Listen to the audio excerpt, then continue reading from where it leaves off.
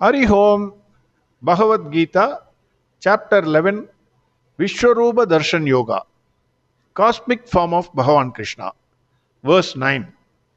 In the last verse, Bhagavan Krishna said, Hey Arjuna, you cannot see my cosmic form with your present eyes, the physical eyes which we have. Hence, I will give you Divya Chakshu, divine eyes, through which you can see my cosmic form. This is what Bhagavan Krishna said in verse 8. Now, verse 9. The moment Bhagavan Krishna gave Arjuna Divya Chakshu, instantly he showed his cosmic form to Arjuna. Arjuna was dumbfounded. No speech came from his mouth on seeing the cosmic form of Bhagavan Krishna. Hence, Vyasa brings everything through the mouth of Sanjaya, the trusted advisor of King Dhritarashtra. Verse 9. Sanjaya uvacha eva muktva tado rajan mahayogeshwaro harihim darshayamasa partayam paramam rupamaishwaram. Sanjaya describes Bhagavan Krishna as MAHA YOGESWAR, the one who wields the Maya power, Ichcha Shakti, Kriya Shakti, and Jnana Shakti. Earlier, Bhagavan Krishna was called Yogeshwara. Now Sanjaya calls him as Maha Yogeshwar, the greatest of all yogis. Then he calls him Hari, that is Vishnu. Hari is Om, and Om is Hari. Hari Home, we used to say.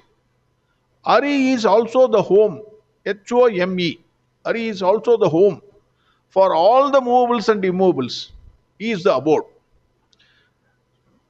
So Sanjaya says, Eva muktva tado rajan mahayogeshwaro harihi. Mahayogeshwar, Hari.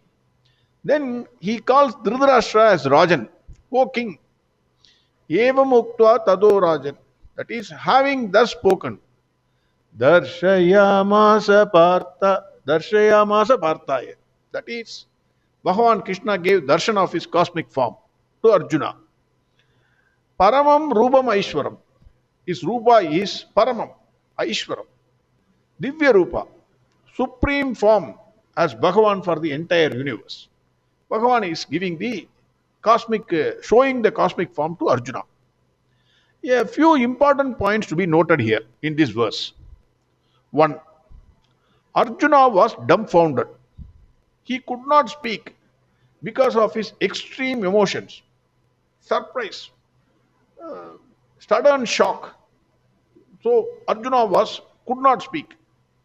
Maybe tears running down from his eyes on the cheeks on seeing the cosmic form of Bhagavan Krishna. That is point number 1. Point number 2. From the first chapter onwards, an arrow by arrow account of the battlefield. Generally, people used to say ball by ball account when cricket is played. Similarly, arrow by arrow account of the battlefield, Sanjaya was giving to Dhritarashtra, sitting in Hastinapura palace. Something similar to what we see on the TV, like Olympics or cricket or football or tennis, whatever it is. Mahabharat war was going to happen in Kurukshetra, Haryana. Hastinapura palace, exact location I don't know, but maybe in Delhi. Sanjaya and Dhritarashtra, they were sitting in the palace in a separate room. Nobody should, maybe don't disturb body, was kept outside because Dhritarashtra was the king. So they were sitting in a separate room and watching what is happening on the battlefield. The point is, we are all thinking electronic TV was invented in 1927. But millions of years ago, Sanjaya and Dhritarashtra were seeing all the happenings in the Mahabharat war through the TV. Vyasa gave that connection. So that is the point number 2.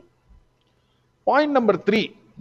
Nowadays, if you watch cricket match, They have microphones kept near the stump. So when the bail touches the stumps, immediately the sound comes. Talk. Even if the bails are not flying, the player is under the watchful eyes of special cameras and microphone. So he will be declared out. No, we heard the sound, ball hitting the stump. Bhagavad Gita was a teaching by Bhagavan Krishna to Arjuna in the midst of a war prone area. One teacher, one student school. Bhagavan Krishna is the only teacher, Arjuna is the only student. If you get a good student and you don't require a multiple number of students to make money, only it is only to make money. If you find a good teacher finds a good student, he pours out. Bhagavan Krishna is pouring out. The entire teaching was heard by Sanjaya with the help of something similar to microphones, but more sophisticated than the present microphones. And he was giving the entire account to Dhritarashtra. Something must have been there. Otherwise, how will you know what Bhagavan Krishna is saying to Arjuna? There will be huge sound. When there is a crowd, there will be sound.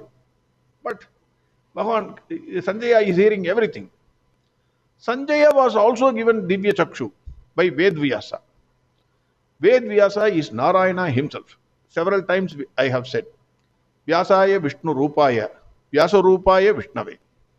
Fourth point, no one else except Sanjaya and Arjuna could have seen this cosmic form, even though many kings and soldiers were there in the same place. They are all there, but no one could have seen this form. Even many Maharishis and Devas, they were all, they wanted to see the fight because it's a great war. So they were longing to see the cosmic form, but they also could not see because it requires Divya Chakshu. But it was visible only for two, maybe three. Hanumanji. Hanumanji did not get any teaching in Ramayana from Bhagavan Rama.